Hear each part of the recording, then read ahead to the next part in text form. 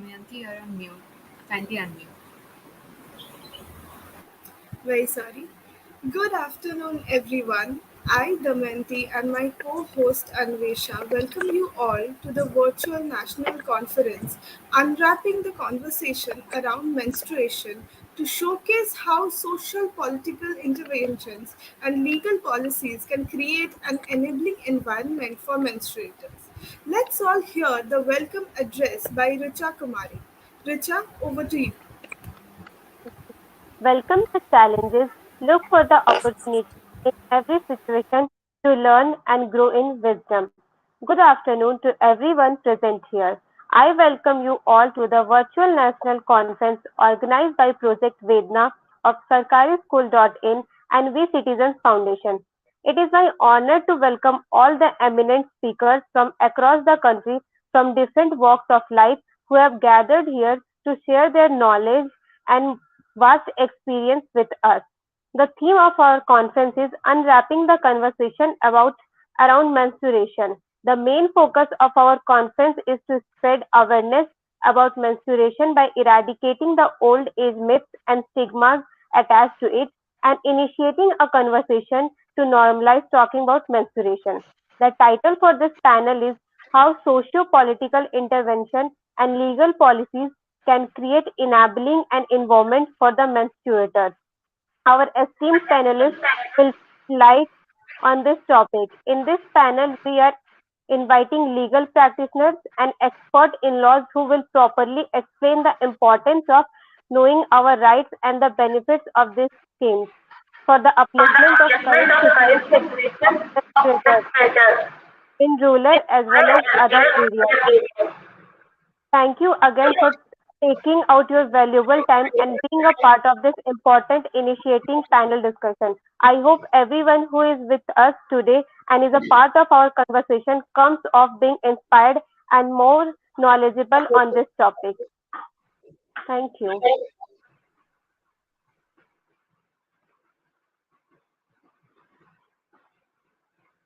Thank you, Richa. So, for our fourth panel today, it's all about we're going to talk all about providing a better space for young women to talk about menstruation, overcome the taboos and challenges that exist in our current society. Today, our esteemed guests would try to cast a light on how a comprehensive framework of government and private policies through legal initiatives can bring forward a positive change. We have with us some eminent guests who would enlighten us with their knowledge about the topic. Damayanti, over to Our you. first guest speaker, Nimisha Kaul, is currently pursuing her PhD in law from New Delhi, India. She is passionate about socio-legal research with focus on women-centric issues. In her pursuit to make law easy and simple in understanding, she makes small videos to bring about more legal awareness and make the subject approachable. Welcome, Nimisha, to our session. I would request you to share your opening remarks with us. Thank you so much, Damayanti. Hello, everyone. I am Nimisha. So, first of all, good afternoon to all of you present here. I would like to thank Project Vedana to find me worthy enough to talk about such a sensitive topic. So, I did a fellowship, Youth for India fellowship, and I was based in Wakaner, Gujarat. It's a rural location. And initially, when we went there, we were supposed to find an intervention to work on. And when I was trying to look for an intervention, and though my intervention was very different from a menstrual issue, but the issues relating to menstruation were very obvious to the naked eyes. The girls over there ranged from those who would use cloth pads, cloth reusable clothes, or normal clothes which they would wash again and again, to pads. And the one who would be using pad, they will burn it or use it which is a very unhealthy practice, to burn it. Or I even saw some females who would wash the same pad again and reuse it again, though you are supposed to throw away the pad.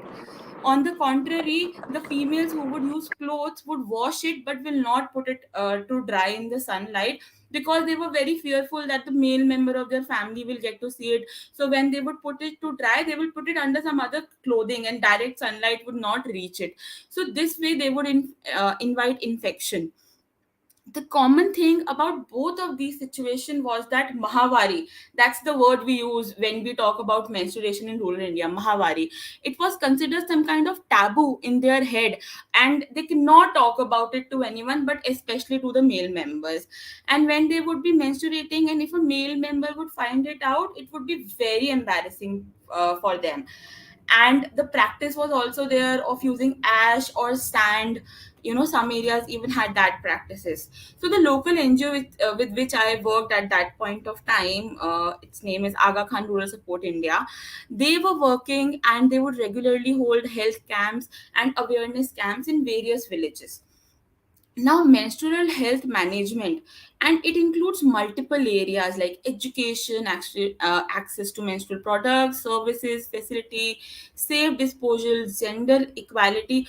All of the successful promotion and implementation of these programs is dependent on a lot of stakeholders.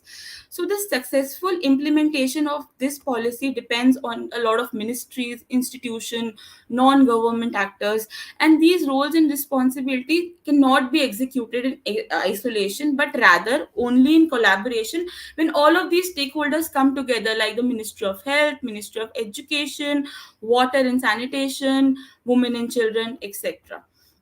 So if we will have a legal policy and socio-political intervention, it will be able to achieve a lot of objective. It will establish an enabling legal and regulatory environment for these menstruation health management at both national and state level.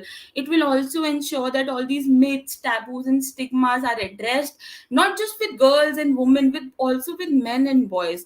It will also ensure that women and girls have access to safe and hygienic menstrual products. Though the focus has been of government and non-government organization to provide them products, but also now the focus is shifting towards telling them how to use it, and doing the right kind of practices like washing their hands before and after, not using open areas, especially when they are menstruating, and starting to use washrooms.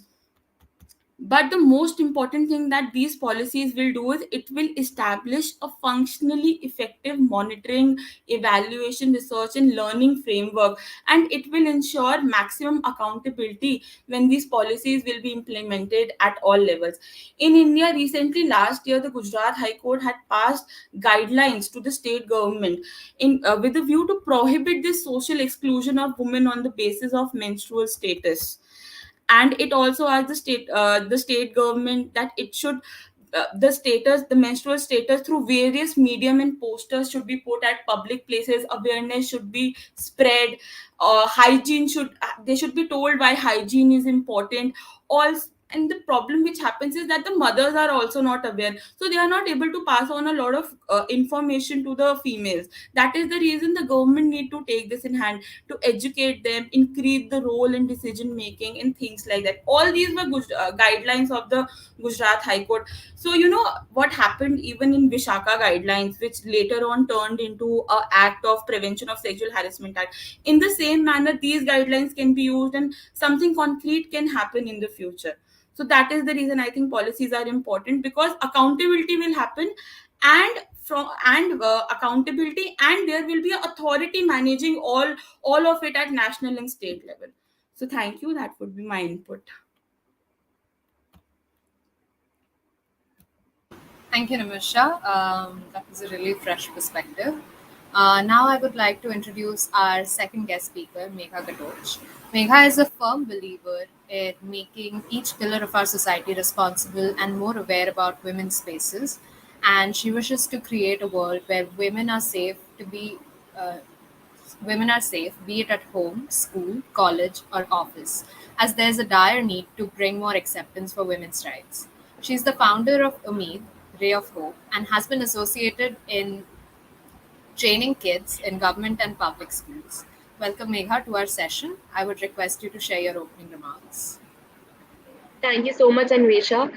Uh, of course, I want to extend a very warm welcome to all my fellow panelists and thank Project Vedana for giving this opportunity to present my views here and be a part of such an important issue which of course affects the entire humanity, I would say more than women. And it's very surprising, to see even today standing at the verge of, I would say, new form of globalization, that even today at this point, a lot of, one of, I think, the most glaring but under prioritized gender related issue is menstrual health, which unfortunately, it gets compartmentalized as a woman's problem instead of, getting noticed as a public health challenge.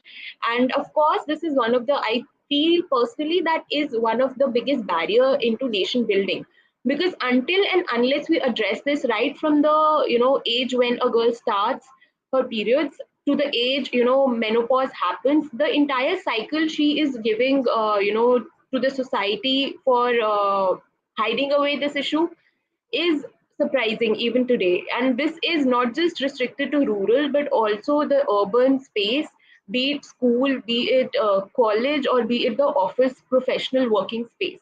So, as an individual, of course, I feel that we still have a lot to do, and a lot of not just policy making, but a societal effort is also required in terms of educating our peers across, our personal space, our professional space, our academic space, that how, important this issue is, and how to deal with this, more than that.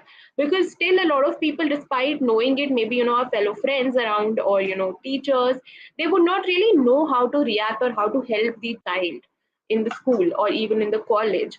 So, to my understanding, government has, of course, started formulating a lot of policies, but formulation of policy is one aspect to it, but implementing that effectively to the ground level is another challenge. And what I see is that, not just policy making, but even implementation is something where, maybe as a society we need to come together, or maybe, the government stakeholders need to come together and understand how to address this further. Because only 36% of women, in our entire Indian household, when the last national family health survey was conducted in 2015, only 36% of women were reported who were using sanitary napkins, locally or commercially produced. And it's of course something of a big concern in today's time. And when COVID pandemic struck, one of the essential commodities that was being sold across covered every food item, covered every medical item, but somehow the sanitary napkin was still left out in the list of essential commodities. And, nobody took a notice of it. When the GST panel had implemented GST, 11% of taxes were implemented on such a essential item, which could easily had been, could have been brought down. And having said that, despite all this, menstrual health, as I said, still remains a very low priority issue in India, which is marred with taboos, shame, misinformation, and a lot of poor access to sanitation facilities and products. So, through this forum, I would like, if I could contribute in any way, or, bring this awareness in the society, that how these restrictions during, menstruation actually violates women's right to health and equality, and of course privacy. So this is more than a woman's right. I feel it's more of a right to individual, right to equality, that should be seen in that perspective, instead of, just a woman's issue or just a woman's right. So yeah, I would like to, give this as my opening statement. Thank you, Megha, for your informative words. Our third guest today would be Miss Anvita Mukherjee, who is an incoming MPP candidate at Harris School of Public Policy, Chicago. Her areas of interest are energy law and human rights, particularly women's rights. She's a legal entrepreneur by profession, heading the ESG department at Vidma Consulting Group, a legal consultancy of which she is also a founding member. Welcome, Anvita, to our session. I would request you to share your opening remarks with everyone. Thank you for the introduction and thank you for inviting me. So, I shall be speaking on 3 points. Kindly ignore the background sound. I'm so sorry for that. First, I would like to speak about gender equality in this regard. Most of the policies are related to women, which is, of course, the majority. But we often ignore people who identify as male and still menstruate. So, I shall be using the term menstruator in this regard. I believe that menstrual hygiene is a forerunner of gender equality, equal rights to the access of sanitation facilities, accurate information shared by menstruators and non menstruators, and a shared responsibility and ownership across sectors is mandatory in this regard. Another point which I would like to speak on is the environmental policy around this. The question of environmental impact from widely used menstrual products come from their disposable nature. Before commercially produced disposable pads and tampons were available, women used fabrics or other materials. Even though they were disposable, they were not in any way sanitary. But however, there are other products which are reusable and are still not that popular, even though they were invented around the same time when pads and tampons and cardboard applicators came into practice. When we use a reusable product, we optimize the value of emissions, produce less trash, emit less carbon dioxide, and spend less on products. A potential solution to this is extended producer responsibility. Manufacturers of sanitary products need to be held accountable for the waste generated by their products.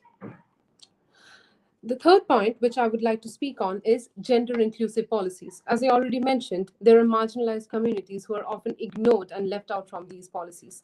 This is something I would like to shed light on. Coming back to my first point, it's a well-known fact that human rights are the rights every human being has by virtue of their human dignity. Menstruation is intrinsically related to human dignity. When people cannot access safe bathing facilities and safe and effective means of managing their menstrual hygiene, they're not able to maintain their menstruation with dignity. Menstruation related teasing, exclusion, shame, this can all be part of someone's experience. Again, for marginalized communities, it's probably on the higher side. They're excluded from public life, there are barriers to opportunities, there are barriers to sanitation and health, and there's a heightened chance of vulnerability in this regard. What is undermined when a person does not have full access to facilities or is subject to improper menstrual circumstances, that person's right to health, to education, to work is curtailed. What is also curtailed is the right to non discrimination, the right to sanitation, and the right to gender equality. Our policies are in a nascent stage. Well, some of them are very progressive around the world. Our policies are still in a nascent stage. There needs to be more robust framework which can effectively help the menstruator, and a conversation needs to be started which can help the menstruators and the non-menstruators arrive and reach a circumstance which is facilitating for the menstruator. That is my opening remark. Thank you very much. Thank you so much for that, Anvita. This was some really great insights. So, joining us as our fourth guest today is Prakshi Saha, the co founder and director of Her Adhikar Foundation, a feminist non-profit organization. She is a certified menstrual and sexuality educator and has over 4 years of working experience in non-profits within India and on a global platform. She has impacted the lives of several hundreds of women and helped them overcome period poverty through her nonprofit. So, welcome Prakshi to our session. Kindly share your opening remarks with us. Yeah. Firstly, a huge thank you for organizing this conference because I think there's a lot of conversations happening, but this conference aims at looking at menstruation from such an intersectional perspective. So thank you for that effort and thank you for inviting me. Uh, so why do I feel that menstruation is not just an individual or a community level issue, but larger than that? It is a public health issue which affects millions of people across the globe. But the crisis is very specifically more urgent in India. Is because it lies at the intersection of a lot of other issues. So when we look at menstrual health or menstrual hygiene, it lies at the intersection of health, education, wash, gender. All these individually are sectors which have separate ministries, separate professionals, research scholars working. But this is such a crucial issue lying at the intersection of it. That is why the problem becomes more complicated and tackling it or finding solutions also becomes complicated. So if I just have to throw some numbers at people, It stands somewhere around 23 million girls drop out of school every year in India when they start menstruating. The first time I heard that number, I was 16, and it jolted me because coming from a privileged urban space, it was unbelievable that menstruation could be a reason why education is not accessible to young girls or young menstruators. Uh, but the problem, the root cause of the problem, there are several. A is, of course, the internalized shame and stigma which exists, leading to patriarchy. But the other is also how the shame and stigma has prohibited these conversations, making it their way into policy chambers. As somebody who was, running a campaign, I was running a campaign on menstrual waste management. I started a petition, and some 80,000 people supported it. When I reached the meeting with my decision maker, which was my city mayor, it was an office just full of men in their 50s and 60s who were visibly uncomfortable when I sat there and just started talking about it. That is the problem, that our parliament, our assemblies, our policy chambers are just filled with people of a certain gender and certain age group who are not open to conversations on it, leave alone making policies, which is such a faraway cry. It's not just, and whatever progress we have made till now in the field of menstrual health is so centered around sanitary pads. Just give them sanitary pads because they don't have access to it. But that really does not solve the problem. When you give those pads away to them, do they have wash facilities? The whole conversation around water, clean water, sanitation, uh, the privacy of washrooms, locks and doors, do they exist? Most public schools do not have proper functioning toilets. How do you expect a girl to attend school on days during their periods? So the conversation of wash is very related to menstrual hygiene, which is often not connected to this conversation. Education. So if you're not making them aware, if you're not making a systemic effort to dispel the myths, to spread awareness, telling them about what is the exact hygiene practice they're supposed to follow, how they're supposed to know it. And as we have established, the previous speakers have spoken how it has been an intergeneration issue. So our mothers are mostly not aware, so they're not able to educate their children. So where will they get this education from, if not schools? Schools are again not really giving this education. As somebody who has been running this non-profit, have been going to principals and trying to convince them why menstrual health education should be implemented in their schools, and I just hear no. They just tell me no, we can't give it to them because it's not something you openly talk about. I'm talking about cities. I don't know what is even the state in rural parts of India.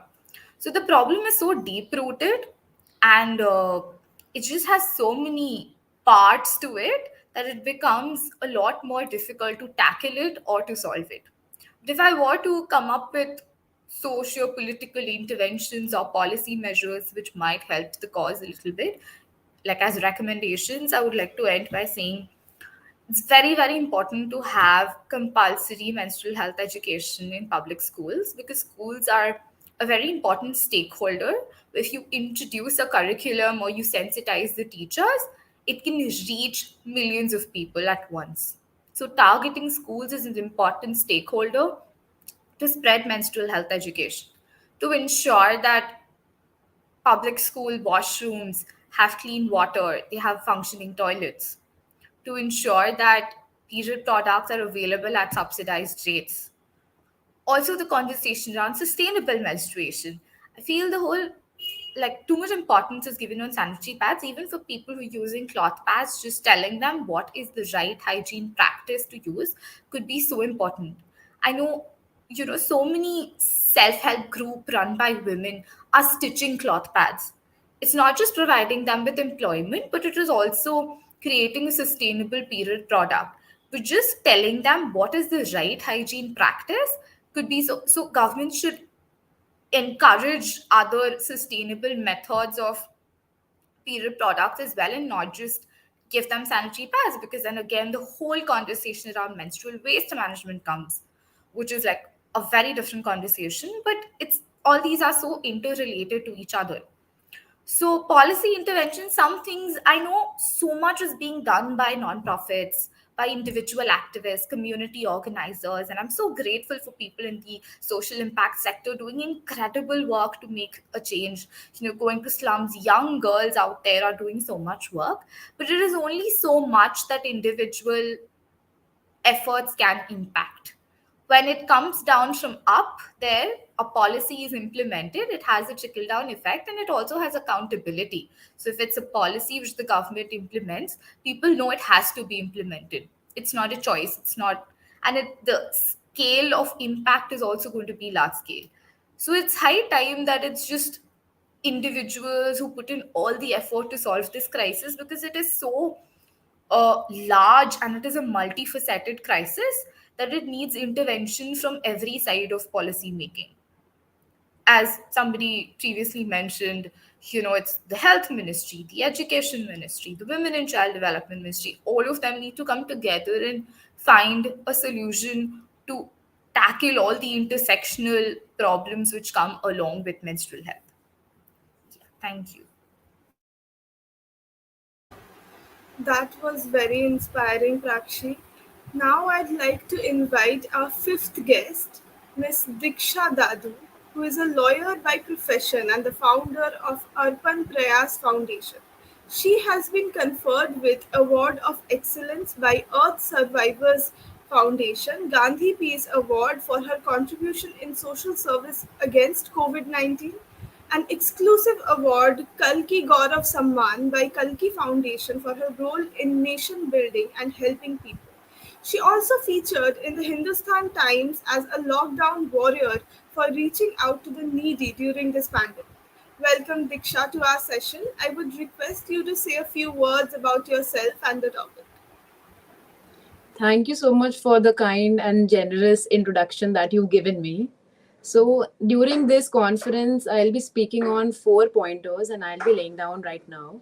I'll be firstly speaking on how my organization has been helping since 4 years now, reaching out to more and more people, reaching out to organizations, rural areas, pan India, every single month, and helping them in knowing about their rights, knowing about that there are rights for gender equality, there are rights for many different areas, for telling them that okay, these are the pointers that the government has issued you with, you can avail them, these are your rights and you can avail them. Apart from that, I'll be telling about how menstrual hygiene is related to human rights, how our Indian constitution has imbibed, should imbibe this, and has imbibed with other fundamental rights which are equally related to how menstrual hygiene is related to the human rights. Apart from that, I will be talking about how policy, menstrual health management policy, should be implemented by the government, and how other countries relating to this are responding, how they have implemented it. Because recently, I think this Saturday only,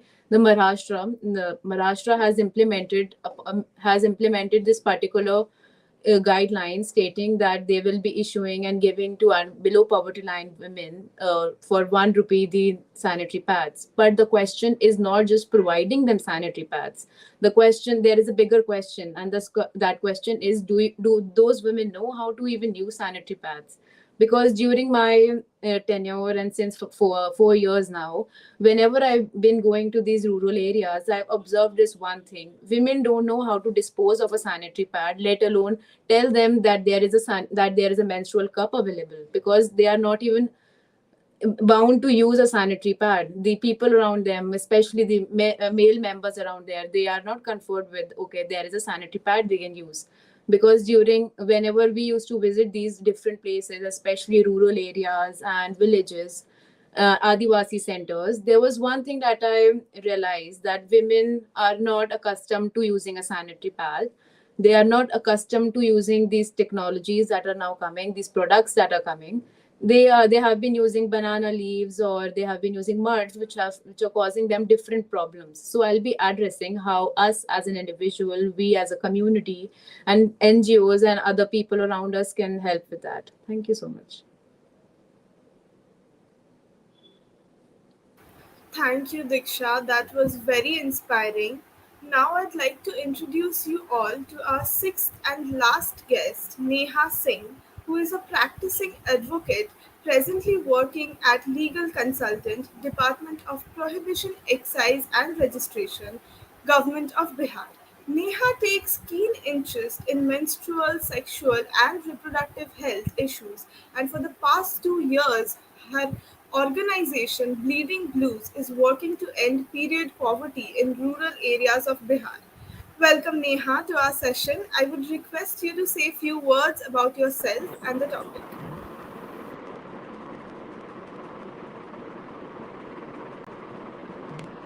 Neha, you're on Yeah, mute. I'm so sorry. Am I audible now? Yes, you are. Okay. Good afternoon, everyone. I've been hearing all of you all, and it's so inspiring to be here. So, thank you so much for inviting me on this panel. I congratulate the whole team of Project Vedana. This is a wonderful, wonderful initiative because this is the only time where we get to interact with, people working in the same uh, on same issues. So a lot has already been said about why it's important, why policy interventions are important. So I'm just going to restrict myself to the place where I am working right now, which is in Bihar. We are working in the rural areas of Bihar. So I'll start by addressing what is period poverty and what one understands when we say menstrual equity. So there are three components or maybe three aspects of it, which is like inadequate access to hygiene products. So in rural areas, I could understand the points that Prakshi pointed out, which was like about distribution of sanitary pads, but then there was no accountability as to uh, providing them with the information and knowledge of how to use it, how to dispose it, and why they are being given the free sanitary pads. So far Bihar is concerned, we have schemes such as the Bihar government is giving financial aid to school going girls in the government schools, which is to buy the sanitary pads. But the problem is in rural areas they don't have access to markets. So even if you give them a certain amount every month to buy the sanitary pads, there are chances that they will not use that money for the purpose for which they have been given that money, because they don't have access to market. So even if there is a scheme which is providing them money, that money goes to their parents' pockets, because a lot of times the mobility of girls in rural areas is very restricted. They don't go to the markets on their own, right? So these are like, there are schemes, because we are discussing how policy interventions can help. So far Bihar is concerned, we are seeing a lot of policies that are coming up in recent years, but then there are issues with those policies that we need to address. So that's what now is the video still available, because I can't see it. Can anyone confirm that, like, Yeah, you Yes, are ma'am. Yes, audible. yes, you're audible. Yeah. yeah, it's back. It's back. Yeah. Yeah. So that's what, through my organization, that's what we are trying to do, is to bring forth the problems that the rural menstruators are facing. Because I'm working in the in the villages for 2 years now. So there's a lot of engagement that we have with the menstruators in the rural areas, like living there and having a livelihood in the rural areas. There are women who are working in the fields. There are women who are working in small MSME factories and everything. So the thing is, we also, apart from the major outlines of the policies that there is, we also need to address the smaller issues which become problematic. So for, like, the government can say that we have, dispensed this much amount of money on menstrual hygiene, and we have distributed so many pads and we have given them, because here there is no distribution of sanitary pads. The girls are given the money, so they are free to use that money for whatever purpose they want to.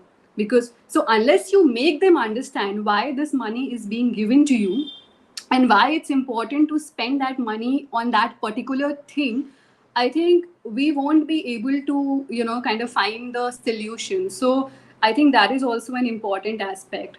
The second thing is why. So a lot of us have mentioned already that women are not accustomed to using, sanitary pads or using a lot of hygiene products. So what I have understood in the last 2 years while working in these villages and interacting with the women here is financial constraints. So when you're working in agricultural fields, when you're primarily a housewife, most of them are housewives, most of them do help in agricultural activities. The family, basically it's like all family led, and you kind of help them. You don't get paid particularly per se for the labor that you provide in that agricultural unit or the field, whatever it is. So it's basically the male members who have the ownership of the financial side. So there is no financial independence.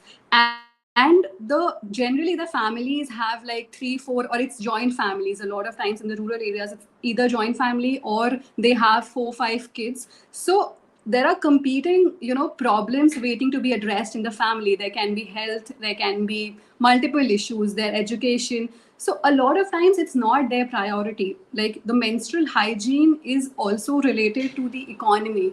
That's what I'm trying to, like, in the rural areas. I'm restricting myself to rural areas because that's where I work, and so I can speak for that. So I think it is not in their top 10 priority list to kind of, like, it may not be a big thing for us to buy a 150 rupee whisper pad or something packet, but 150 rupee per child, like if there are 3 daughters in a family, 150 rupee per daughter is a lot for them to kind of, like, somebody who's earning a wage of like 100 rupees or 120 rupee a day, it's a lot for them. So I think those are also the situation, and that's why I think government should also kind of, like, it's 2022 and there are so many Instagram pages that are selling menstrual cups, cloth pads, and a lot of sustainable products, but we don't see advertisements of these products on the television, and which, by the way, is still the basic medium for a large number of population in India. It's the urban population who uses Instagram that frequently and keeps kind of scrolling or whatever we can say, and we may stumble upon some very good page and very good product, but it is not it is not the main medium of communication for a major population of India, that we need to understand. So I think those are the issues I will restrict myself for, because I know there are a lot of people and people have spoken so well. I was not even prepared for this session that well. So I'm going to restrict myself to rural areas and the place that I work, and I will be discussing the policies that the Bihar government has come up in the recent times. Yeah, that's it from my side. I look forward to hearing from you all. All right. Thank you so much, guest speakers. Now we would like to open the floor up for some questions. So, Nimisha, let's begin with you first. We'll be starting with a very basic question. As you mentioned, policies and the implementation of them are really important. So, like, what are some of the policies that you envision governments or private institutions implementing that will have an immediate impact for the betterment of menstruators? Okay, so I think I already mentioned about all this when I was talking also. So what is very important is that different ministries need to understand, like if there is Ministry of Education, it needs to understand that the education regarding menstruation needs to need not just the girls, to the boys as well. In the schools, they have to pick up some curriculum which is generalized, and they are telling it to, in rural areas, in urban areas, they're talking about it. They're trying to tell them that it's okay, like, it's time to make the conversation around menstruation as comfortable as talking about the latest cricket match. Otherwise this is not going to work out. You cannot anymore sell pads in plastic or black color का वो आता है, उसमें धुपा के देते हैं कि पता नहीं, what's the big deal, what are you buying and everything. You need to stop doing that. And at the age of 12, when girl get a menstruation cycle, the guys are also need to be told, bhai aise something like this exists, this happens with females. Because if this is not, and the government really needs to understand, it will start with this only. You want to remove the stigmatization, the taboos, you want them to be comfortable to talk about their problems. Then the first step is to make it normal, to make it gender equal, to not think it is something related to females only, so only they will have to deal with it. If this would have been, something which men get, maybe it would have get more light to it. I mean, who knows? Because there are studies like that which do say that if men would get, maybe they would celebrate someone getting the first time getting a menstruation, because it's a big deal, right? You right now can bring a whole new body in the world. It's such a huge deal. Why is it not celebrated? Why is it looked down upon? So these are the kind of policies which are, and this is the from the backdrop that they are supposed to make the policies, not just bills have been introduced. We recently also saw the period leave bill. Nothing happened about it. In 2018 also there was some private bill which was introduced while I was doing my research for this. Bills have been introduced, policies exist, but they need to update them. So they need to make a focus out of it. Thank you. Thank you, Nimisha.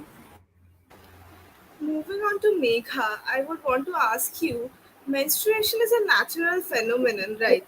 What message do you want to give to all those who are associated with this conference who see menstruation as a problem?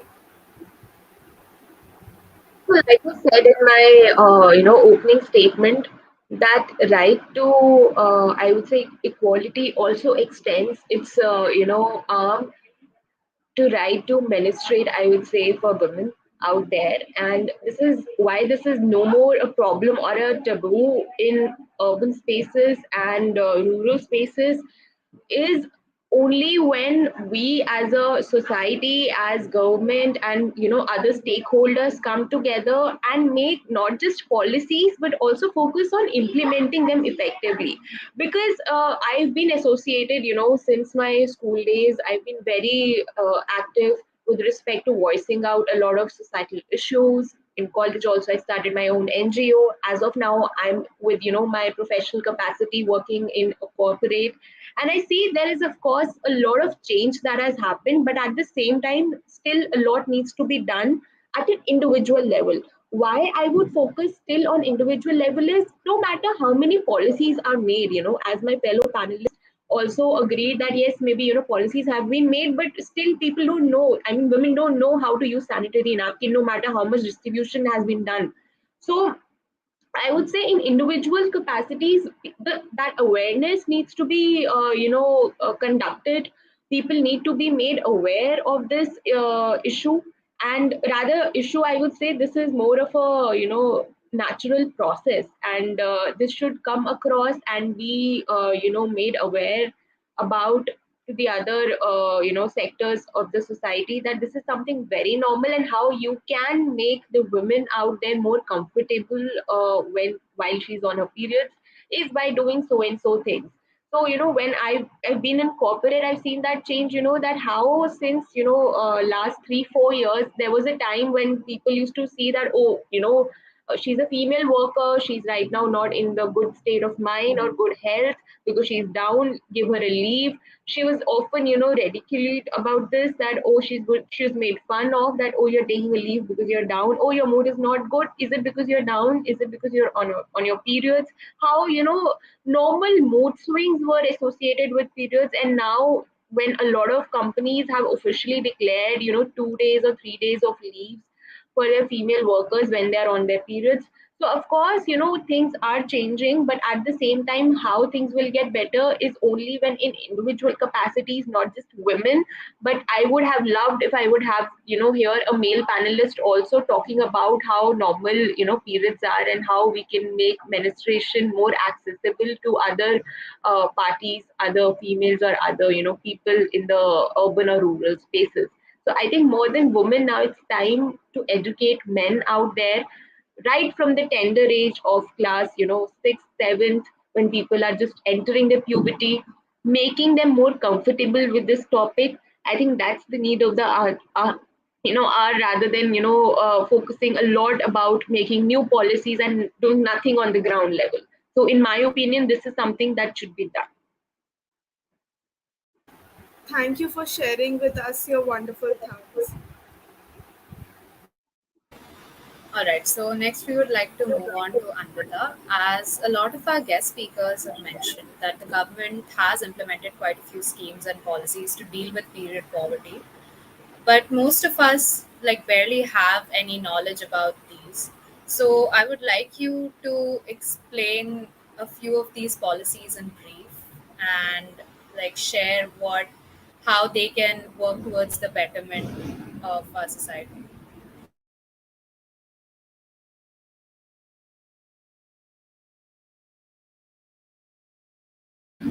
It seems like Anvita isn't with us right now.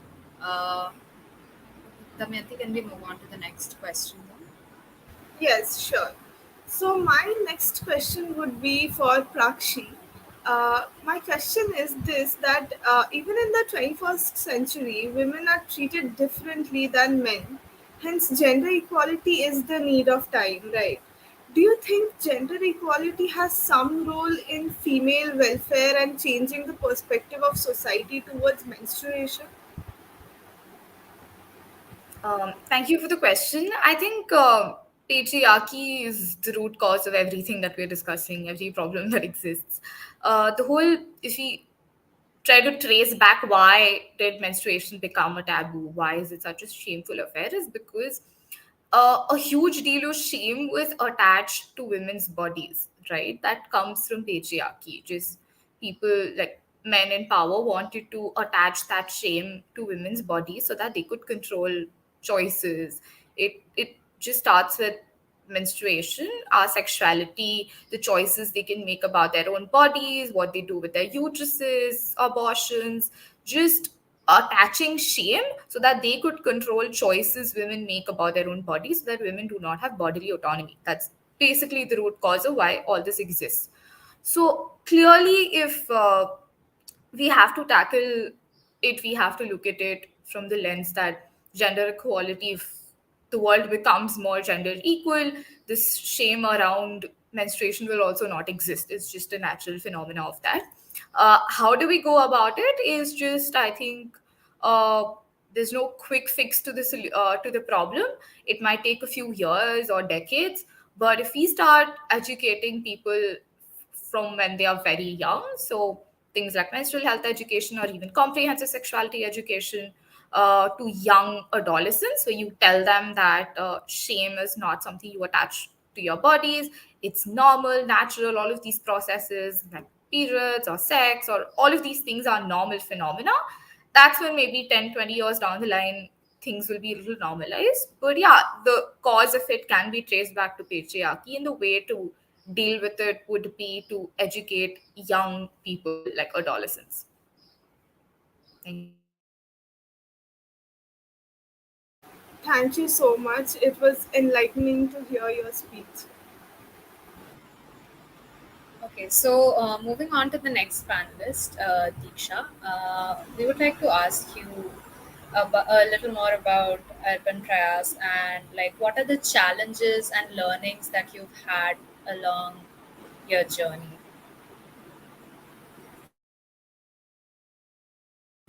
Deeksha, you're on mute. Kindly unmute yourself. So sorry, so sorry. So Thank you. firstly, I would like to share with you all how Urban Prayas Foundation started, what were the building blocks of Urban Prayas Foundation, what was the inspiration behind it, what were my life challenges while starting it, and the other people in my organization. So I will be starting out and sharing a small story and a small anecdote from my life. So it was 4 years back when I was traveling with my family to Rajasthan, and as we all know, we cannot always trust maps. So map led us to a short route around some village, and in that village area, when we were traveling during that path, I saw a girl with a blood stain on her pants, and she was running, and there were 3 4 boys who were laughing at her because she had a blood stain in her pants. And it made me feel very privileged for a second, because I am sitting over here and she is over there, and she has to face that shame, that humiliation, because she doesn't know what's going on with her and the people around her, because they're not educated enough. So in that moment I realized, I think I have this responsibility to take, I have this duty to help her and and such women, such adolescent girls who are in her phase, who are like her. So in that moment we stopped there, we tried talking to her, and then I realized that she's not running towards getting a sanitary pad, she's running to get a banana leaf, because they don't have a sanitary pad over there. And whenever, and since we all know that government has launched 1 rupee sanitary pad policy, but however whenever they go over there, whenever they go to any confectionery shop to buy that, it's always unavailable for them, always that it's out of stock or it's not available, so they have to always buy it for the MRP price that's available for every other person. And that is why they're not able to buy that, and that is why she was running towards buying running over there to get a banana leaf. We stopped there, had a word with the head of the village, and he straight outrightly said, आप हमारे यहाँ के लोगों को बिगाड़िए मत, because this is a modern issue, this is not the, ये हमारे यहाँ पे ऐसा कुछ होता नहीं है, और menstruation महावारी कोई चीज ही नहीं होती है. He said this to us. We tried talking to him. After a lot of deliberation and persuasion, we came in terms with him, and since then we have been working towards Arpan Press Foundation and building Arpan Press Foundation. That was the first incident that led my organization to where it is. And till then, and since then, we've been conducting workshops every single Sunday in 30 places, 30 workshops and 30 centers all across India, to other places, to rural areas, slum areas, NGOs, and other collaborations that we do. Apart from this, my organization is not just restricted to menstrual health, it is also restricted to disability rights, monthly meal distribution, and workshops on other societal issues. All right. Thank you so much, Diksha. You're doing remarkable work. We'll move on to our next panelist, Anvita. So, Anvita, I would like to ask you that, as all of our guest speakers have previously mentioned, government has implemented a lot of policies and schemes towards, um, okay, we will come back to Anvita later. I think she's facing a lot of technical issues. No worries. We'll move on to Neha. So, Neha, our question for you is, menstrual hygiene management has become a globally recognized public health topic. What are some of the developments that have happened over the past few years that have made menstrual hygiene management more widespread? And how can an ordinary person contribute to this, especially in places like Bihar? Okay, I am so sorry I did not get to hear the question because I'm facing some severe technical issues. I'm so sorry. Could you kindly repeat that? Yes, Anvita, we'll come back to you after we're done with Neha's question. Is that okay? Okay, thank you for your question, Anvesha. I think when we're looking at menstrual health and hygiene management in 2022, we need to look at it from Swachh Bharat perspective, because there was a situation pre Swachh Bharat and post Swachh Bharat. So, Swachh Bharat, when Swachh Bharat was launched, I think a lot of hygiene and sanitation was the talk of the town, and that was also the first time when menstrual hygiene and management was mentioned, like by the central government, which I think is a positive change, because prior to Swachh Bharat, there were not like explicit policy mentioning menstrual health and hygiene. So I think that is also something that we need to keep in mind.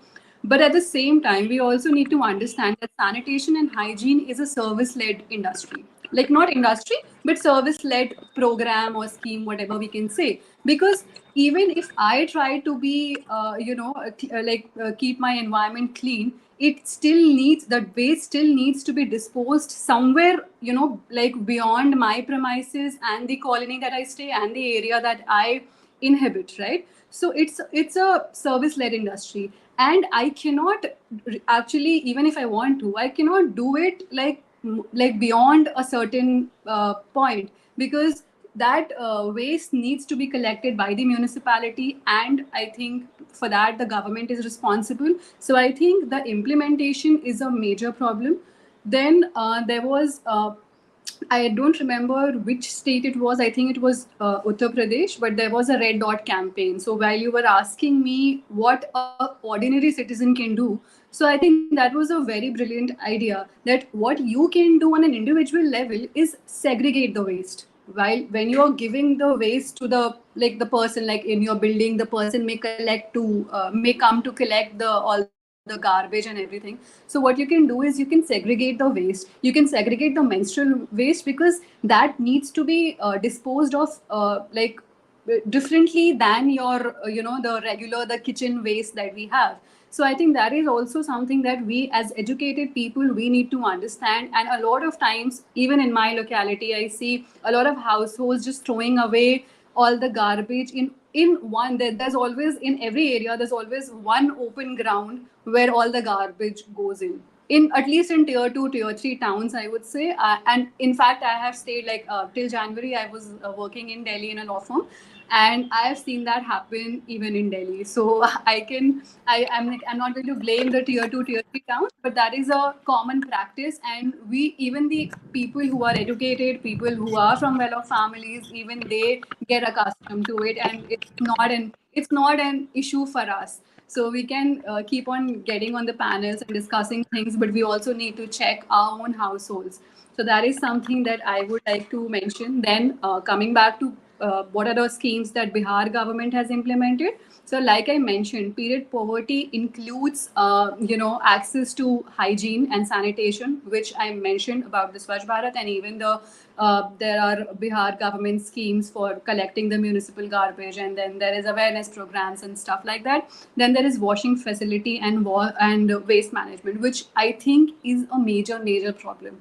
So why I said Swachh Bharat, I'll explain it to you, because I work in rural areas of Bihar, and I'm based out in Patna, so I see what happens in Patna, but then I'm working in the rural areas of Bihar. So what Swachh Bharat did was provided them with toilets, which may not be a big issue for us, but it's a huge issue for them, because a lot of women had to actually, I'm sure people might have seen the movie Toilet, and even though it looks like really cliched way of kind of portraying the whole issue, to a large extent it is the truth of a lot of villages in North India, and I'm guessing maybe even in the South India, right? So that was actually the situation. So what happened is there were a lot of, and by the way, making toilet and building toilets were not our priority. For I don't know why it was not there, but like it was never a priority for the rural people. So who was actually who benefited a lot from that were women, because even to change, even if you have access to sanitary pads, or even if you have access to kind of other menstrual products like menstrual cups or tampons or whatever, you still need a place where you can actually do it freely and dispose the waste. So I think toilets were very important. Then there are two schemes that the Bihar government runs. One is Har Ghar Jal. So while I did my first campaign in May 2020 in Bihar, and there were young girls, young school girls, and lockdown had just happened, so they did not have even access to toilets. So what they used to do is they used to use the toilets in the schools because they did not have the toilets at home. So that was the situation. So the lockdown has happened, and they did not even have the access to the toilets in the school, because even the toilets were locked. And when I inquired there from the local gram, like the sarpanch and everybody, and then I was told that there are no sanitation workers because of the lockdown right now. So what we have done is we have locked the toilet. So that is the situation. It is a service led, because if you don't have someone to clean it, obviously the public toilets either will be dirty or will be locked, and you don't even have like better toilets at home. So that's how that's how difficult the situation is. And at that time you feel so small, because as a small organization we did not have that kind of resource where we could do something.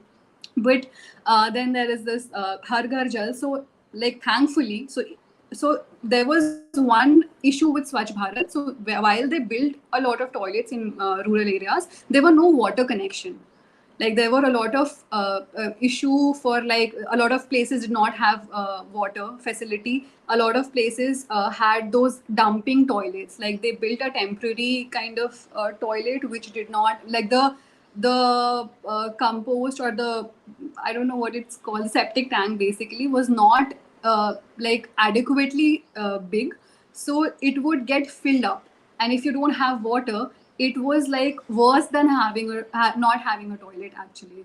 So those situations are like getting better now with Har Ghar Jal. And then there is another scheme called Jan Jeevan Haryali. So it includes the sanitation. The Jan part is sanitation and a lot of hygiene products. And then there is Jal and there is Haryali, which is like plantation and greening of Bihar and all of that. So these are the two, like right now, these are the two schemes that we have, that where we are trying to address the accessibility to menstrual hygiene and waste and washing facilities. Then there is, like, I think the area that we are liking right now in Bihar is knowledge and education. So I think in 2021, end of 2021, there was this Kerala government announced that they will be including menstrual education in their curriculum from primary schools.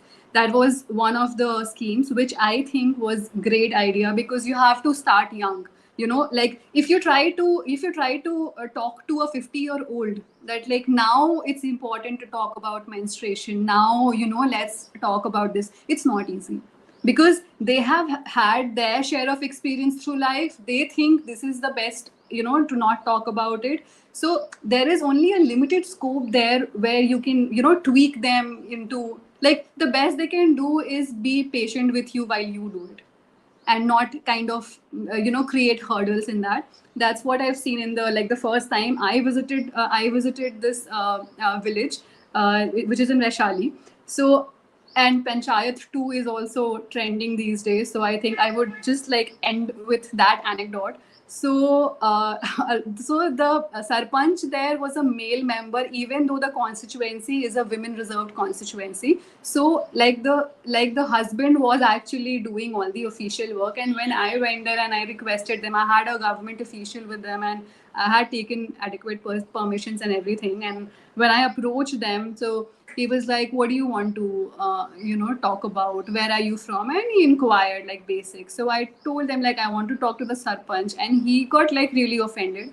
And he was like, what is it, why can't you, like, I do everything. But I said ki it's something about, I knew that he would not let me, and I wanted to speak to the women, not because I was uncomfortable, but because I know when you're entering a place where you are trying to make a change, you also need to kind of understand the environment where you are an outsider. And you don't necessarily need to make radical changes to their lifestyle. So you have to kind of start off with understanding their social fabric and kind of understand. So I, like, in our campaigns we try to use like local languages only, which is here is it is Bajika, which is a variant of Maithili. So that's what we do. We try to keep it as local as possible, so they accept us as their own, and not like really treat me like somebody who's come from outside and trying to preach me or something. So I told them, like, I want to talk to the women only. I want to talk to the sarpanch. And then he was like, कि क्या बात है, किस बारे में है? तो मैंने बोला फिर कि कुछ menstruation के बारे में है, period समझते हैं आप? तो फिर then he was like he for like 2 seconds he was like, क्या बोल रही है ये और क्यों बोल रही है ये, which was quite funny and like bizarre at the same time. But then he was like kind enough. He said, yeah sure, फिर मैडम को ले जाओ उनके पास. And then finally I got to speak, and then he never bothered me, which I really need to mention that he was like then very cooperative. I spoke to his wife. I tried to make her understand everything. And you know what, it's very easy sitting in our urban spaces and comfortable spaces and blame everything on these people कि educated नहीं है, literate नहीं है, या करना नहीं चाहते हैं काम. She was very enthusiastic, to be very honest. When I spoke, they are everybody, like I think every women out there and like they have so much built up in themselves. They look for an kind of an outlet where they can actually find another person who's doing something, and together we can make a difference, or maybe do something purposeful. So that's what happened, and ever since then she's cooperating with us. I also wanted to mention that somebody had mentioned about why male members are not kind of addressing. I do understand that a lot of policies till now are dominated by, because are problematic or maybe not that empathetic towards women's needs, is because a lot of policy makers are male, or they belong to a particular gender. But through my experience of 2 to 3 years now, I would say like three of my major team members in this village are male, and it was due to the sarpanch. I told her everything and she said, मैं आपको 3 लोग दूंगी, क्या आप उनसे बात कर पाएंगी? तो मैंने बोला, मैं तो किसी से भी बात कर लूंगी, आप मुझे ऐसे लोग दो जो ऑफेंड ना हो ये बात करके. तो उन्होंने बोला, मैं 3 आपको लोग दूंगी, और वो वार्ड के मेंबर्स हैं. They are the local ward members, and they are all young, like 28, 26. This is the age bracket. And because वो वार्ड के लोग भी हैं, they are youth, they want to do something different. So when I spoke to, like, I did not see like a second of hesitation in them, and all 3 of them like work like very very hard for all my campaigns. A lot of the months I am not even there because I am a working professional, so there are times when they have to do everything, and they've been doing it. So I don't like a lot of the reason why male are not comfortable talking about it is because we don't let them. So if you start, because it's your problem, right? तो वो वाली चीज होती है कि अगर आपका कोई friend है, if he wants to share his problem, then you would want to hear it. बहुत बार आप कि मैं कितना बोलूं कि वो बुरा ना लगे हो, या फिर मैं क्या ऐसी चीज बोलूं जो सेंसिटिव, बिकॉज वो भी एक इशू है कि अगर एक दिन सडनली आपका मेल फ्रेंड कहता है आपको कि तुम्हें मतलब suddenly starts talking about your sexual and reproductive health, you may find it weird.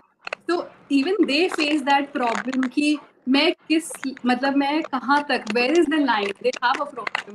It's a lot of conditioning, a lot of that we need to unlearn. But I think if we start engaging with them, they are enthusiastic, is what my experience tells me. So yeah, that's about it.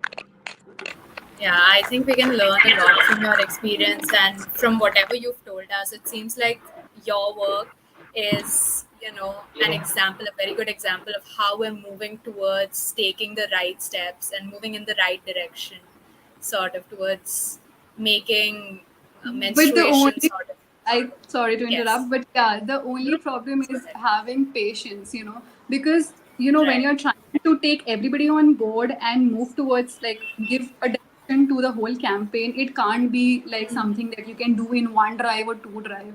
So like Right. I have to, and I know that there is a limit to it. I can't promote everything on social media because they all belong to these villages and they are not comfortable a lot of times. So even to take pictures, I think I waited for 2 months and then I asked them, कि, will you be, because वहाँ पे बहुत बड़ा वो तबू है ना कि आप पीरियड के बारे में बात कर रहे हैं. तो इफ देयर इज अगर मैं कोई सेशन कर रही हूँ और वहाँ पे there is this one lady stands up and starts telling her problem to me, and if I start recording then and there, तो कई लोग नहीं आएंगे फिर बाहर, और उनको फिर लगता है कि सोशल मीडिया पे आ गया तो भाई हमें तो लोग पहचान जाते हैं, मतलब like it's very different for them कि अरे ये वीडियो वहाँ डाल दिया तो अब इसकी शादी नहीं होगी मेरी बच्ची की. बहुत सारे इश्यूज हैं. So even to capture the campaign like in a decent manner where I can share it on my page, I had to take permission, and I make sure that I take permission for everything, because वो फिर you're not going there to abhor them or tell them कि अरे you are doing wrong. I took my time to kind of be okay with talking about it. हमने तो अपने pace पे change किया. जो अर्बन आज हम अर्बन स्पेस में ये सारी चीजें और ये कॉन्फ्रेंस कर रहे हैं because we are comfortable right now. Nobody is forcing us on gun point कि now you have to do it. So like why be impatient with them? I think that's all. Yeah.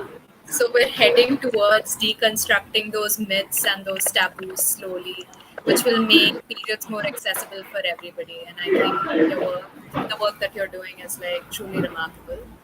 So thank you so much for that. Moving on, we have a question for Anvita. So there is a debate about products and environmental concerns. So how do you think that menstruators can get environmentally friendly but cost-effective options to ensure menstrual health and hygiene, especially from a policy perspective?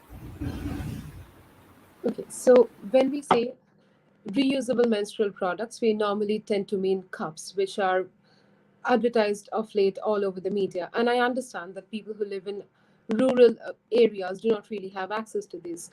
But when we go back, even in the 1930s, when the tampons or the sanitary napkins became commonplace, and I'm not just mentioning India here, the menstrual cups were also in practice, but they were just not marketed well enough because they did not adhere to conventional marketing strategies. They did not have higher consumer value, so they were just not marketed well.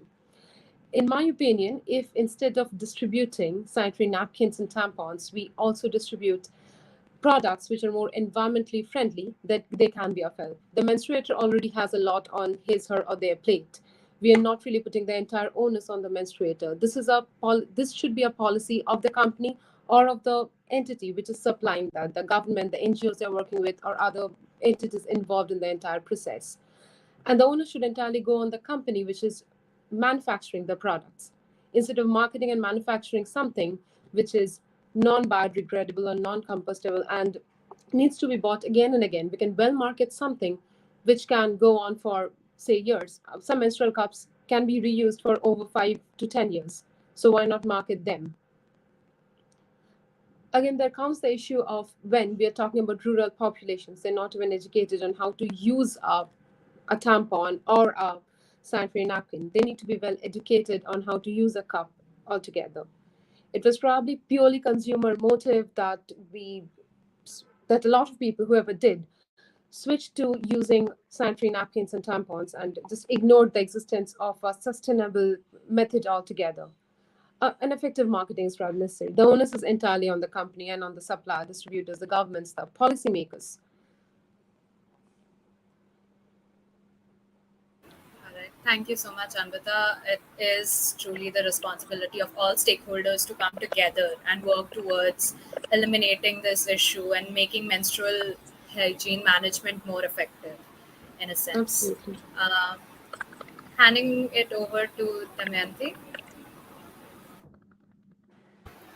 Thank you for sharing with us your thoughtful perception and detailed insights. I am sure our audience had a lot to learn from this. Now, I would like to welcome two of the top 20 article writers, Komal and Sanvi, as student speakers.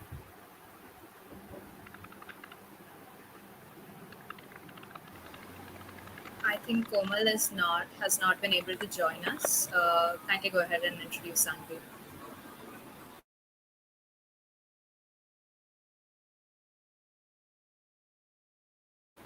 Our student speaker is Sanvi Chakravarti. She is from Bangalore and is studying in grade 8 in Dean's Academy. Sanvi, would you like to share a few things with us? Yeah. Hello everyone, my name is Sami Chakravarti. First of all, I would like to thank Sarkari School for giving me the opportunity to be a part of Project Vedana. I think it is great that Sarkari School has taken the initiative to normalize things like periods and spread more awareness, to reduce school absenteeism in people after menstruation and normalize the taboos and stereotypes around periods. In my article, I wrote about some of the myths formed about periods. One of these myths was that only women can get periods. A lot of transgender people and non-binary people get periods, but a lot of people don't know that. This leads to gender discrimination. There have also been a lot of cases where after trans men got their period, they felt different or didn't feel like themselves. A lot of people were also verbally and physically harassed because they were on their period. This shines a light on the fact that we still have a long way to stop gender discrimination. But despite this, a lot of places have already changed. For example, New Zealand stores have sparked an international conversation by changing the name of their aisles, and a lot of places have also started making gender neutral washrooms. I also wrote about a lot of superstitions around periods. In today's society, there are a lot of superstitions around periods in India itself, due to which we are not able to progress as a country. Due to this discrimination, a lot of people also lose their self confidence or self worth. We don't realize that periods are normal, like breathing or eating. Instead, we judge everyone, making them feel insecure or bad about themselves. I also wrote about how to normalize periods, and one of the simplest way to do this was to start talking about it openly. Whether it was talking to a friend, a family member, or anyone you feel close to. At first, it may seem weird, but eventually, we'll have to start realizing that periods are normal and there is nothing wrong, gross, or unclean or impure about it.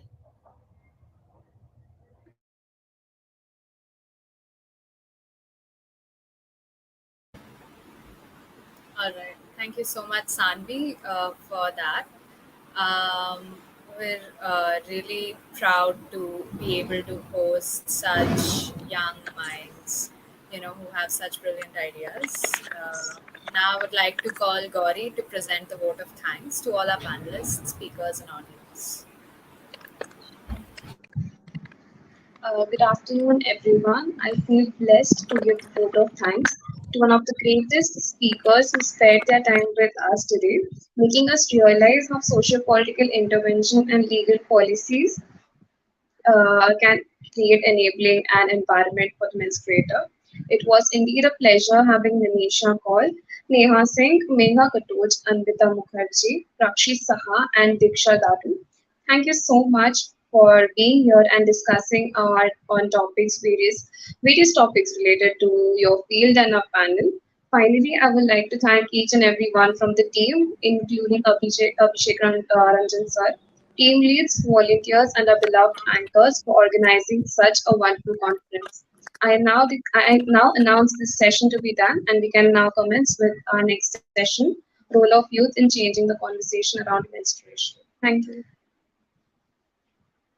Thank you. With this, we wrap up our discussion today. Thank you, everyone, for taking out your valuable time and being a part of this important initiating panel discussion. I hope everyone who is with us today and is a part of our conversation comes off being inspired and more knowledgeable on this topic. Thank you. Thank you so much, everyone. Thank you. Thank you for having us.